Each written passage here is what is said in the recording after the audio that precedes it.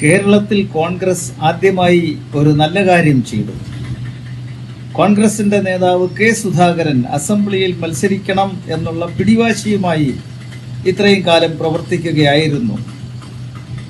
കോൺഗ്രസ് നേതൃത്വം മുട്ടുമടക്കുന്ന ഒരു സ്റ്റേജ് വരെ എത്തി. എങ്കിലും അവസാനം അവർ മുട്ടുമടക്കിയില്ല.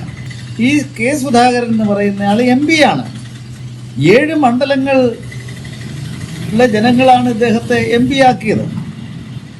അത്രയുമേറെ ജനങ്ങളുടെ ഒരു വിശ്വാസം ആർജിച്ചുകൊണ്ട് അവരുടെ പ്രതീക്ഷകൾ സാക്ഷാത്കരിക്കപ്പെടും ഇയാളിലൂടെ എന്ന വിശ്വാസം നൽകിക്കൊണ്ട് വോട്ട് നേടി വിജയിച്ച ഇയാൾ എന്തിനു കിടന്ന് ഈ അസംബ്ലിയിൽ മത്സരിക്കണമെന്ന് പിടിവാശി കാണിച്ചത് അതിൻ്റെ പിന്നിൽ യാതൊരു ധാർമ്മികതയും ഒരു സത്യസന്ധതയും ഇല്ലാത്തൊരു പ്രവൃത്തിയാണ്. ഒരു കാര്യം നമ്മൾ ആലോചിക്കേണ്ടത്, ഇയാൾ അസംബ്ലിയിലേക്ക് മത്സരിക്കാൻ അനുവദിച്ചു എങ്കിൽ, മത്സരിക്കുകയും ഇയാൾ ജയിക്കുകയും ചെയ്തിരുന്നു എങ്കിൽ ഇയാൾ ഏതെങ്കിലും ഒന്ന് രാജിവെക്കണ്ടേ?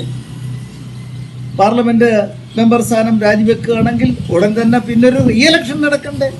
അതിന് എന്തുമാത്രം ചെലവ് സർക്കാർ വഹിക്കണം? എത്രമാത്രം ബുദ്ധിമുട്ട് ആളുകൾക്ക് പിന്നീടുണ്ടാകും? ഇതൊന്നും നോക്കാതെ വെറും സ്ഥാപിത താല്പര്യം മാത്രം വെച്ച് നടക്കുന്ന കുറെ അളിഞ്ഞ രാഷ്ട്രീയക്കാർ നമ്മുടെ രാജ്യത്തുണ്ട്. അവരെയൊക്കെ നിലയ്ക്ക് നിർത്താൻ രാഷ്ട്രീയ നേതൃത്വം ധൈര്യം കാണിക്കണം.